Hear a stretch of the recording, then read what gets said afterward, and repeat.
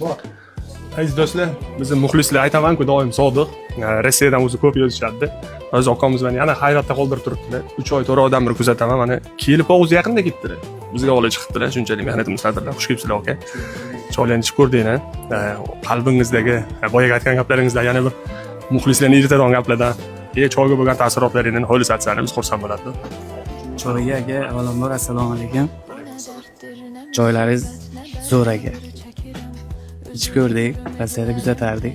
Alloh nasib qildi bugunga keldik. Zo'r aka, taassurotlar boshqacha. Sutlidan ham ishlaydi. Sutlidan ishdi. Kamchilik yo'q. Kamchilik yo'q aka, hamma zo'r, yaxshi kutib olishdi. Zo'r aka. Birga ishladingizmi yo joyda bildingiz siz? Avvalambor assalomu alaykum. Alaykum. Biz o'zimiz yo'limiz ko'p tushib turadi. Akani shunaqa kiramiz deb. Akam ham kuzatadi, biz ham kuzatamiz.